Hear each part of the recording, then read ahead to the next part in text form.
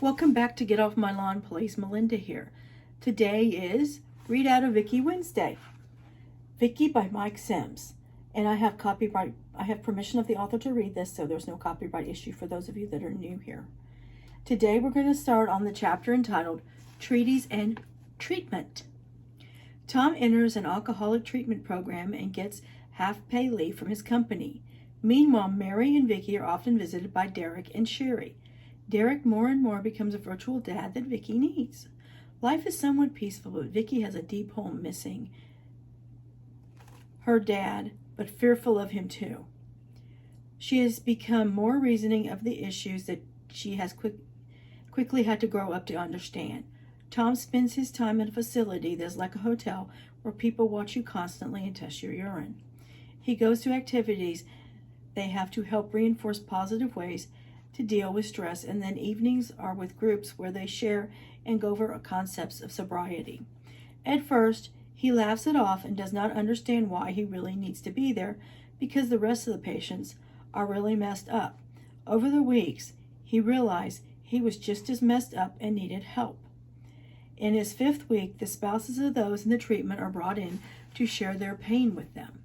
Tom sits on his hands as he hears crying and anger of those venting to their loved ones. Finally, it is Mary's turn. She stands and stares at Tom as the tension grows. Mary starts. The first time you hit me, I felt shock and disbelief that it actually happened, like it was an accident or something. I ignored it, as later it happened again. I began to get rid of a beer or two once in a while so you would have less to drink. But that failed as you simply spent more of our money to get more. I also worried you would hurt Vickie. After a while, I took medication for depression. Mary looked around a bit, but looks back at Tom. I hated it when you drank. Every time you hit me, I felt I could kill you. Eventually, I quit hating the drink and hated you. Mary cries in anger. I hated you. She sits down as another spouse hands her a tissue. Tom looks at the ground as the counselor asks Tom if he would like to respond. Tom shakes his head no, looking at the ground. Mary leaves with the other spouses, and Tom makes his way to his room to process what was said. He is taught how to deal with life issues and to forgive himself. The treatment breaks him down from his rock-bottom despair to a moment of clarity. The last week has been hell for him, but also renewal. He feels clearer than he ever has felt before. Before he leaves, his counselor asks him, Tom, what is the future going to be like for you? Tom replies, I have a lot of repairs to make. I have a lot to atone for. I know it will be much better. The counselor tells him, remember, there are things greater than alcohol. Whenever it feels like alcohol is the biggest thing, it is not. Go to meetings, avoid the things that trigger you. Thank you for giving me my life back. You are welcome. Just remember that alcoholism is not cured, only maintained. Returning home, his wife and daughter are excited but hesitant. Derek and his family are with them to make sure things go smoothly. Tom arrives home from the cab and takes a deep breath. As he walks in the door, they all stare at him in silence. He puts his luggage down and says, Hi, honey, I'm home. Mary runs to him and hugs him tightly, crying. She looks back and Vickie is staring at them. Sweetie, don't you want to hug your daddy? Tom kneels down and says, Daddy did a lot of things he can't take back. But I love you and want to make it all better. Vickie looks up at Mommy and Mary nods her head toward Tom. Vickie looks back at her daddy and slowly walks towards him. She stops in front of him as Tom has tears running down his cheeks. Vickie stares at him with a deadpan stare and then bursts out crying, grabbing him saying, Daddy! The emotions are contagious, causing even Derek and Sherry to tear up. Derek and Sherry walk over and Tom hugs them, holding Vickie in his arm. Derek says, So good to see you, Tom. Thank you for caring for my family. Of course, how could we not, especially with that cute little girl you have. Vickie turns shy and embarrassed by Derek's comment. Mary cries happily as if it has been a while since she has seen that shy Vickie. A fire grows. Time passes, and Vickie is 12 now. Tom, for the most part, has been a good husband and father. He casually drinks and once in a great while argues with Mary, but she gives as good as she gets and the violence has ceased. Tom Cece's drinking sponsor when things get out of control. Sometimes when things are at its worst, Vickie will spend a week or two over at Derek's. It gives her the sanctuary that she needs so desperately. Derek remains like a father figure as Vickie has developed strong feelings for him. He spends time talking to her, and he is about the only one outside her mom that she can trust. Once in a while, she will spend the nights at Derek's in order to use the telescope he has. He never lets her borrow it or have it because then there would be no need for her to spend nights. But Vickie does not mind. His house and family are so much more peaceful than hers. She looks at the stars and dreams of a future studying them. Derek often talks to her and expounds his wisdom of age to her. He is patient, caring, and enjoys the adoration Vickie has for him. Vickie talks to her mom while Mary is folding clothes. Mom, can I ask you a question about boys? Mary responds, You were 13. I knew this day would come. Why do they act like they're not interested in you? Mary laughs, because they are. It is their ego that does that. They act like they're not interested to be cool with their friends. It also makes you pursue them. I thought it was because I have really high grades in school. Yes, brainy girls tend to bother guys sometimes, but some really like them. Is there one you like? Bet it's that Brian boy, isn't it? Mom, Brian is okay, but Todd is cuter. Todd is that boy that likes soccer so much. No, that is Brian. Todd is the basketball guy. Oh, I see. Vickie stares at the clothes. Why don't you introduce yourself to Todd? I don't know. He is kind of a wimp. Wimp? That's not nice, Vickie. I like him and I don't know why, but the bullies pick on him. I think you feel sorry for him and want to protect him. Maybe. The next day, Mary gets a call to school that Vickie is in trouble. Mary arrives, and the disciplinary principal has Vickie wait outside his office while he talks to her mom. The principal says, Mrs. Newsom, Vickie violated the honor code here at school by harming another kid. Mary responds, Oh my, what did she do? It seems the boy she harmed was bullying another boy. Now the bully was told to leave her alone. Vickie later did something to the bully. What did she do? The boy fell asleep in class on his desk. She managed to glue his face down to the desk. Mary tries to keep a straight face. I'm sorry, I will talk to her. She will be suspended for a few days. I understand. Is the boy okay? Yes, the glue was water-based, so it was not hard to free him. But something a bit more to it, though. What is that? One of the kids overheard Vickie whispering something to the boy when he came to and started to panic about being stuck to the desk. She said something to the effect that if he ever bothers Todd again, she would make the glue permanent next time. Oh my. We are concerned that your daughter may have We are concerned that your daughter may have some sociopathic issues. Maybe she should be seeing a counselor when she comes back to school. Is that necessary? Obviously, she was protecting a boy that was being tormented. She does not like bullies. But she has become the bully herself. I understand that, and I will deal with her.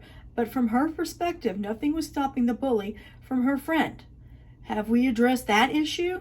Look, we are doing the best we can with the resources we have. There is a limited number of us and over 1,000 of them.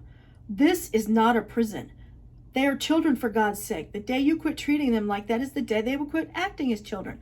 Mary gets up and signs the paper of the incident. She goes outside the office. Come on, Vickie.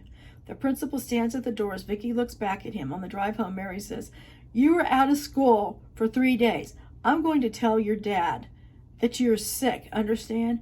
Vickie replies, Understand. Now tell me why in God's name you glued that boy to the desk. Vickie stares out the window. Well, I don't know, Mom. I just got tired of him picking on Todd. What are you going to do when the bully gets back at you? That would be a bad mistake. Excuse me, little miss? Mom, he needed to be taught a lesson. Are you the facilitator of such punishments? Vickie rolls her eyes around. Well, are you? No. Watch your tone. Sorry. Mary calms down and grabs Vickie's hand briefly. Honey, you can't do these things. I know this comes from how your dad has been. I know you want to protect people. I get it. Vickie looks at Mary. I will never let anyone do to me what Dad did to you. Mary looks at Vickie and sees a lot of seriousness and concentration she has never seen before. She continues to drive on as no conversation is made. Vickie returns to school and it seems everyone wants to be her friend. The bully walks by her in the hallway with an evil eye. Vickie chimes, Remember what I said. The bully's eyes grow large and he walks faster. Todd walks up to Vickie. Hi, Vickie. Vickie replies, Hi, Todd. Sorry you got suspended. Not sure why not going to school is considered a punishment. It is kind of funny. Hey, you think I can come over to your house and we can play something? I'm not allowed to have visitors at home. Oh, well, maybe you can come over. My dad only allows me to hang out with my cousin, but maybe my mom can visit the local park and meet there sometime. Awesome. See you in class. Todd has a big smile on his face as he leaves. Vickie sits in class as the teacher talks and writes notes on the blackboard. She notices the bully is staring at her. Vickie says, Don't fall asleep. The bully looks angry as Todd is grinning. A couple of days pass, and Vickie is upset coming home from school. Mary asks, What is wrong, dear? Vickie replies, Todd told me that his mother's not allowing him to be around me anymore. He said she is afraid I am a bad influence. Mary strokes Vickie's hair. Well, there are other kids to be friends with. I'm sorry, sweetie. Mary comforts her, but suspects that the mother of the bully has talked with the mother of Todd. She feels maybe it is for the better because now Vickie no longer has to protect him anymore. The trap. As the years pass, he can sense her feelings for him as he lets her mature. As the years pass, he can sense her feelings for him as he lets nature make her more mature. Vickie's parents have a big fight, and Vickie stays over at Derek's for another weekend.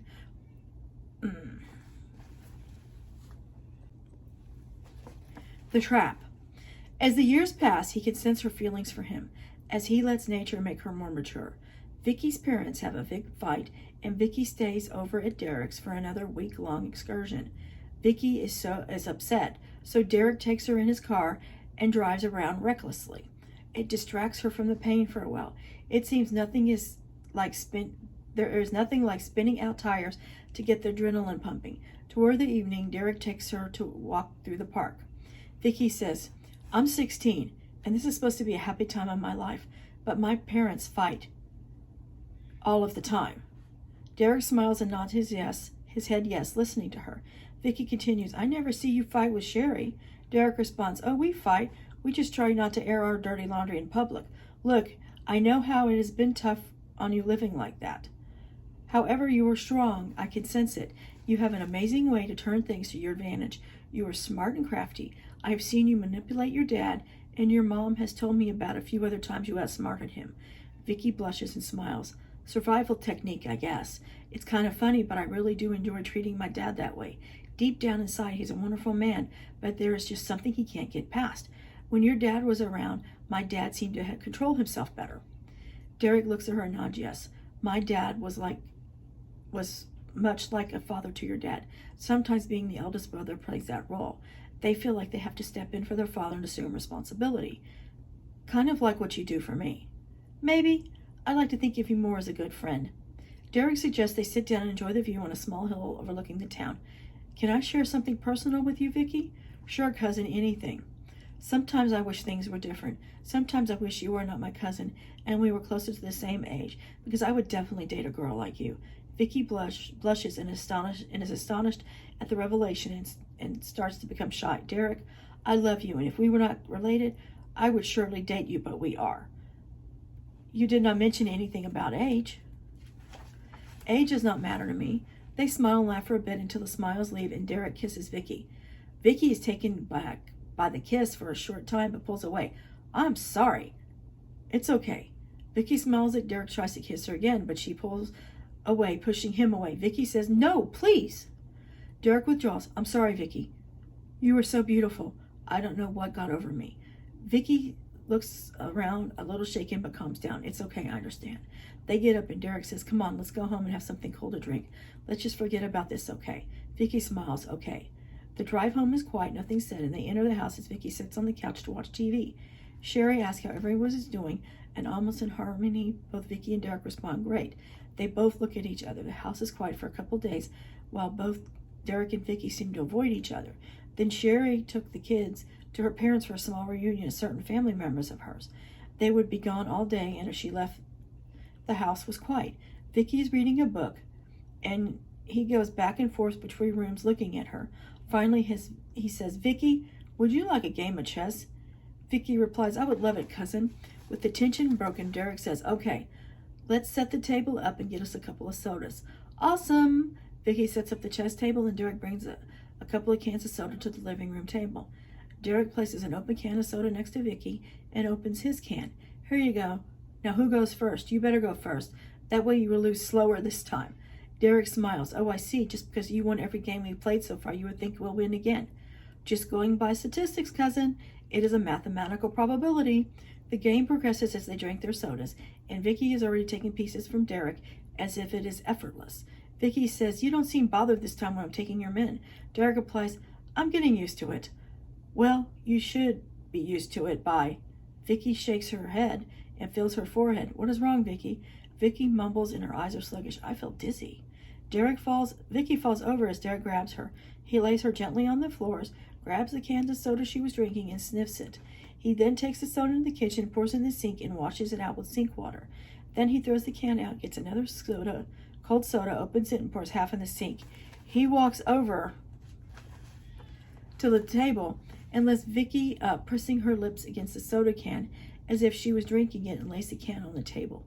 He then puts towels on her bed and comes back to place her on the bed directly over the towels. Derek steps back to stare at Vickie, then checks the house outside to make sure everything is calm. He approaches her bedroom, unbuttoning his shirt as he closes the door. Vickie wakes up groggy and sees Derek sitting on the side of the bed. Derek says, relax, you passed out. The doctor said you need to rest. Vickie asks, where's the doctor? I called him and he told me what to do. He said there is a lot of pollen that is affecting people. You must have an allergy. Just rest and I will get you some water. Derek gets up and goes to the kitchen. Vickie looks at the clock and sees that hours have passed. He comes back in with the water and said, drink lots of it to get the pollen out of your system. Vickie drinks and thanks him. Derek smiles and gets up. I'm going to the living room. Just yell if you need something. Vickie continues to drink, but as she starts to come out of the sleepy fog in her head, a pain begins to reveal itself.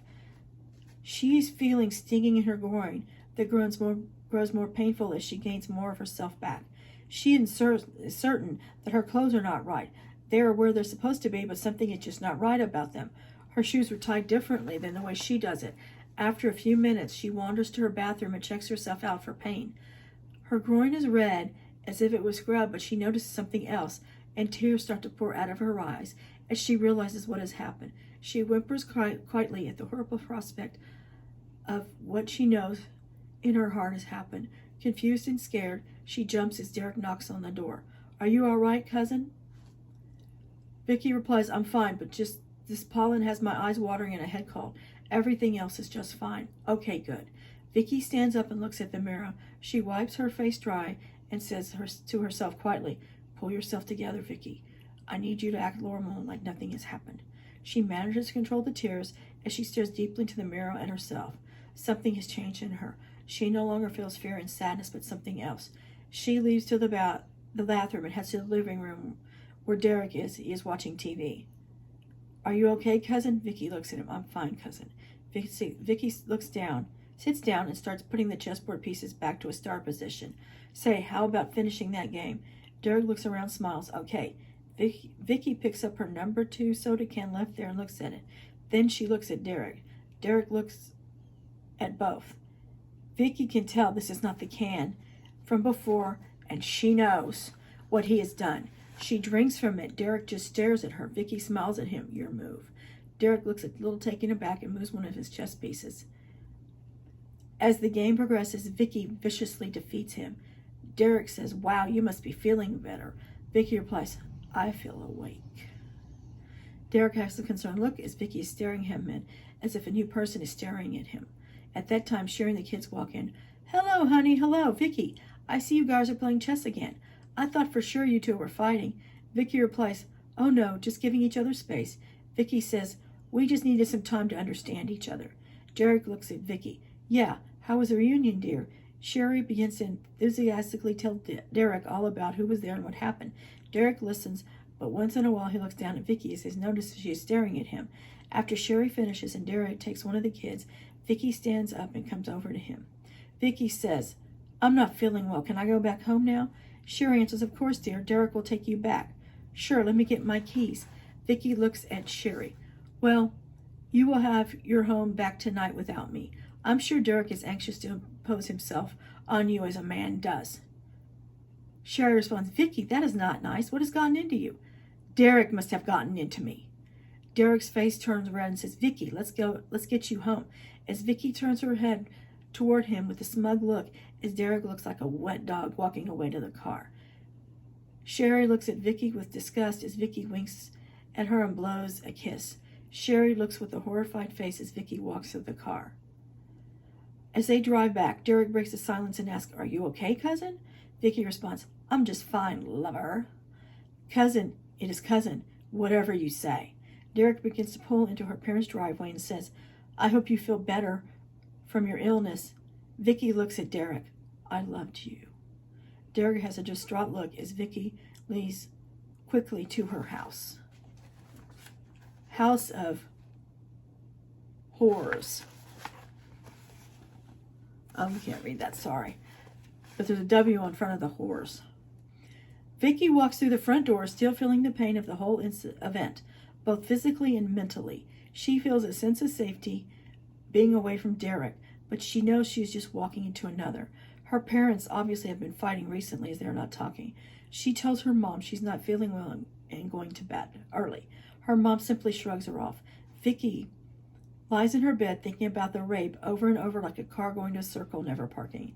Then the suppression of feelings that dammed up herself so she could deal with Derek collapses and she starts to cry. She thinks, what did I do that was so wrong to deserve this? How could he take advantage of me when I loved him? Did I leave him on? I hate myself and I don't want to live anymore. She's cried quietly for hours until exhaustion takes over and she falls asleep. She dreams of being unable to move while Derek is taking off her clothes and unable to scream until she jumps in bed, waking up. Her mom says, Dear, you must have been having a nightmare. You slept in your clothes. I was trying to get them off. Vickie says, Mom, something terrible has happened. I know Derek told me this morning that you almost wrecked his car while he was teaching you to drive, and you caught some kind of sickness and slept it off. Vickie nervously asks, Is he here? No, he called. He was concerned about you. He cares for you a great deal, like a little sister he never had. I would not say sister. Silly, I know he's your cousin. Are you feeling better? Mom, I need to tell you something, but I don't know how to tell you. Mary looks puzzled. What, dear? Vickie ponders as her mind swells with emotions like a meteor storm in her brain. If someone hurt me badly, what would you do? Did that boy last year at school do something to you? No, just what if? Vickie, don't worry about things that have not happened. We were thinking of having Derek and his family over for dinner. Vickie's eyes widen and she replies quickly, No. I mean, I'm not feeling well. Okay, just take it easy today. Mary gets up and begins to leave her room when Vickie asks, Mom? What, dear? Vickie looks down. Never mind. You're a strange one. Get out those old clothes and get cleaned up. Mary leaves and Vickie prepares for a shower. She is almost scared to take her clothes off, but manages and gets in the shower. She scrubs and then scrubs obsessively, but can never seem to get clean. After over an hour, she finally gets out of the shower. She dries off and opens the bathroom door and looks at the bed. Fear washes over her, and the room almost begins to swirl. After a few moments, it passes and she gets dressed. She comes out to the living room and her dad is gone. Vickie walks to the living room couch and lays down. Her mom brings her a sandwich and a glass of water. Here you go, dear. Mary looks upon the wreck that is Vickie, just laying there staring off. Mary, Vickie, are you okay? Vickie is motionless. Eat your sandwich. Mary walks off in frustration. Mary grabs her things and tells Vickie she is running a couple of errands. Vickie snaps out of her catatonic state and replies, Mom, please don't leave. What's wrong, Vickie? Vickie stares back and says, Nothing. Well, then I'll be right back. Vickie lies back down, adding a slight sense of fear as she is alone. She awakens to the sound of the door closing as her dad comes in. He turns the TV on and sits down in his chair. What is wrong with you? Vickie just stares aimlessly. Where is your mother? Vickie mumbles, errands. Late supper again. Aren't you going to eat your sandwich? Vickie replies, not hungry. Tom gets up and goes to the kitchen to grab a beer and returns grabbing Vickie's sandwich. Well, if you're not going to eat it, he begins to eat and watch TV. Vickie simply lies on the couch with no real thoughts, just emptiness. An hour later, Mary returns. Vickie, are you still lying on that couch? Well, at least you ate your sandwich. Vickie, Dad ate it. Tom, that was for her. Tom, she wasn't eating it and I'm hungry. Well, I brought home food from Antonio's, but I guess you can have it tomorrow since you ate. Mary walks to the kitchen and Tom mumbles, which? As Vickie just stares at her dad as if she were a computer processing things. After a few moments, Vickie asks her dad, Dad, what would you do if someone raped me? Mary walks partially to the living room, listening in on the strange question. Tom stops looking at the TV and turns. What the hell kind of question is that? What would you do? Listen, you don't need to be worrying about things like that. Besides, if that happened to you, I have a special place. I would take that bastard. Mary walks in. Oh, and what about me? Tom looks back at Mary. You? I would send a thank you card to the rapist. Oh, that is nice, right in front of our daughter to say that to me. Tom has a look of unconcern and watches TV again. Mary stands with her hands on her hips and her mouth open. I don't know why I stay with you, Tom. I really don't. Tom says, nothing to keep you here. Mary, that is right, Tom. There is nothing keeping me here. Well, except the fact that we have a daughter. Someday I'm going to have enough, and we are going to leave you. Tom looks around and his anger hits as he stands up. Look, she is not going anywhere. You can leave any time you want. As the usual fight ensues, Vickie slowly gets up and walks to her room and closes the door. She lays in bed listening to the door-muffled sound of her parents screaming at each other. She can hear them going through a laundry list of past issues that she has heard over and over. But she is in her own world now. Weeks pass and Vickie has become unresponsive, barely eating, and even sick at times. Vickie lays in bed looking at the astronomy book. Mary walks in and sits down next to her. Vickie, you have been moping around for weeks now. Your dad does not seem to care, but I do. Vickie offers no response as she holds onto her book. Mary says, your favorite astronomy book. We need to see about getting you to be an astronomer. Only a couple more years till you can start on that degree. Vickie replies, I don't want to be an astronomer anymore. Why not? I hate it now. Well, we all change taste. Is that what's bothering you? Part of it? You are nervous about what to be in life, I bet. I was scared when I was your age. The big bad world was just around the corner. Your dad and I have made a terrible time of it for you. Vickie sits up and hugs her mom. You know you can tell me anything. Anything? Of course, anything. Vickie looks up with tears rolling down her face. Mom, I was raped. Mary's face shows a huge grimace. What? How? When? Vickie swallows and says, Cousin Derek drugged me the last time I was over there and then raped me. Vickie stares at the ground crying while her mom grabs her head. Tell me everything, Vickie. Sherry took their kids to the family reunion, so it was just me and Derek. Derek took me in his car to do some driving lessons, but we ended up racing his car around. It was a lot of fun. Then we went to the park and talked for the longest time, we sat and he kissed me. He tried again and I pushed him away. He apologized and we went back to the house. For a while we did not speak, but he convinced me to play a game of chess and brought some soda. After drinking mine, I became dizzy, and the next thing I know, I was in bed with Derek sitting next to me. He told me I passed out and he had a glass of water. But I knew I'd been drugged and raped. Mary, holding her hand over her mouth with tears in her eyes. Oh my God, why didn't you tell me then? I tried, but I couldn't. Let's go. We need to take you to the doctor to get you checked out. I'm sorry, Mom. You have nothing to be sorry about. This happened to you. You did nothing wrong, understand? Vickie nods her head. Yes, I love you, Mom. Mary hugs Vickie. I love you too. We will get past this.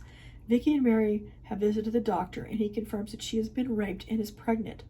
As they drive home, Mary says, we have to tell your father. Vickie, please, no. You're going to show eventually and it'll be obvious soon. He needs to know now. Vickie stares out the side window and is quiet all the way home. They arrive and Tom is already home watching TV. Vickie sits down on the couch. Mary turns the TV off and sits on the couch beside Vickie. Tom, what the hell is going on with you two? Hold on.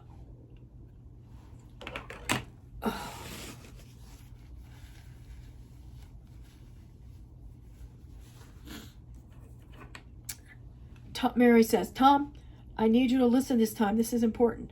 Tom sits back and lifts his hands in a motion of okay. Mary says, Vickie was raped a few weeks ago. I just got back from the doctor. He confirmed it and she's pregnant. Tom sits up and looks at both in disbelief. Who did this? Vickie says that Derek drugged her and raped her at his house. That's crap. Derek thinks the world of her. Vickie, who really did this? I bet it was some boyfriend you teased and he finally got you. Vickie starts crying. No, Daddy, it was not a boyfriend. It was Derek. He tried kissing me earlier that day when I refused him. He gave me a soda with drugs in it. I woke up and it was done to me. Tom gets up, picks up the phone to call Derek.